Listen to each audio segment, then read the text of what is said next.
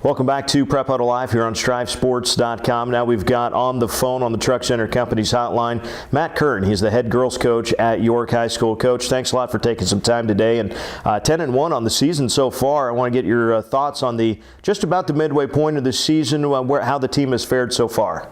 Yeah, it's been a great start to the year. I mean, you look at where we're at right now after the seniors that we lost that graduated last year, and I think we surprised a few people in the media, which is good. But I know our girls expected it, and they've just been playing at a very high level. We've got some big wins, some quality wins, and just played pretty consistent overall. It's a good start to the year. Your only loss on the season was to Elkhorn in your own holiday tournament after Hastings St. Cecilia takes you to the wire in overtime. Elkhorn does defeat the Dukes. What do you and the girls take away from a loss? So many things to learn, even in a loss. What did you guys take away? Yeah, I mean, a loss can be good in so many ways. You hate to lose a game, but the reality is that game made us kind of check ourselves, check what we needed to do offensively and how we needed to clean it up. Because we were just that Elkhorn game, we were really inconsistent.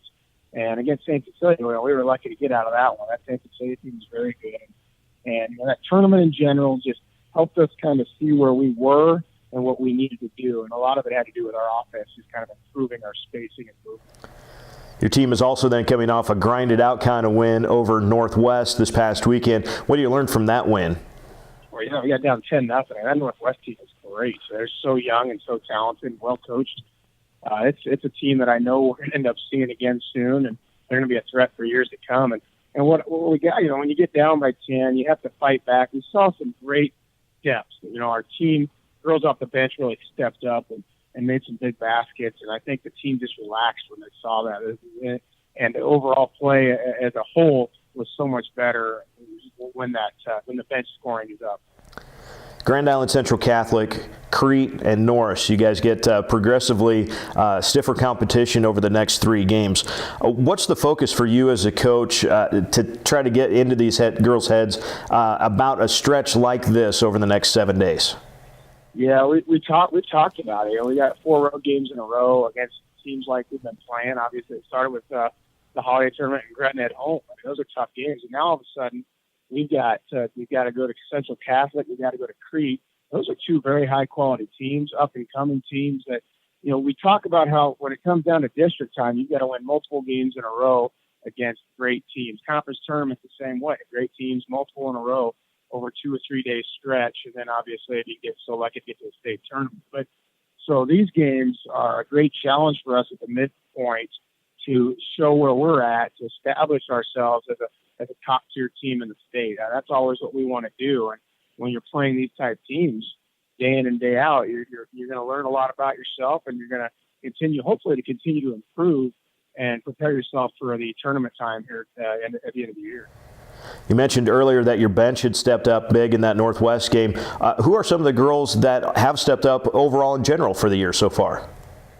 Oh, absolutely. I mean, we've got some great girls. I mean, I talked a little bit about how we graduated great players, but we knew we had a lot coming back with such great talent. I mean, you look at the Tate Hansons of the world. Tate Hanson has been a player for us for so long.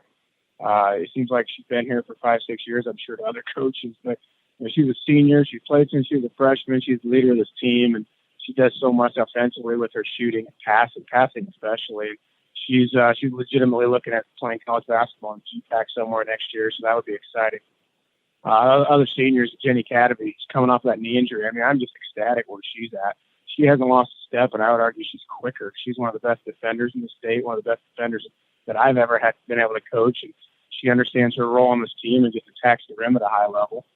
Other seniors, Kennedy Mogul, she's coming off the bench. Her confidence just is soaring. She's making shots, being more aggressive, taking shots. People don't realize how long she is. She is a long, talented and gifted athlete who can jump up, block shots, make big plays. It's been fun to watch her development. And obviously, a lot of people know about our junior class, which is loaded. And obviously Lauren Riley set a school record against St. Cecilia, putting up 36 points. That's a pretty special night, no matter who you are. But Lauren's a gifted ball handler and talented player, and can score at the best of them. Carson jumps our posts, and I'm telling you, she's a nice player that I think that some people are underestimating, and I like that. And have a little, grudge going on there, so she can play big in some games. And Carly Severs, you just name it. Tenley Hanson, one of the top shooters. Carly's a top shooter. We've got all kinds of girls coming out doing a lot of things for us, and it's fun to see their development. I know that they expect to be one of the top teams, and that's what we're going for as the season continues.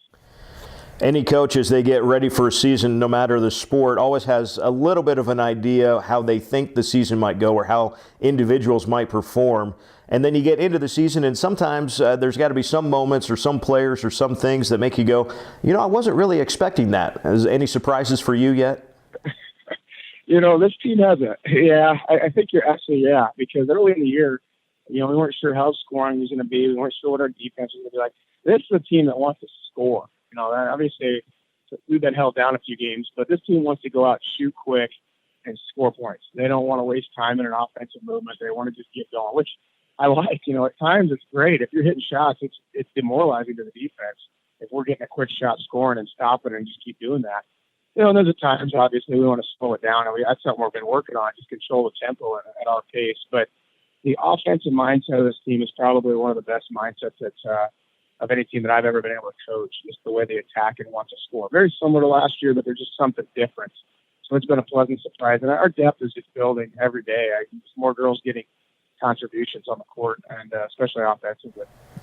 Like we said, about the halfway point of the season so far.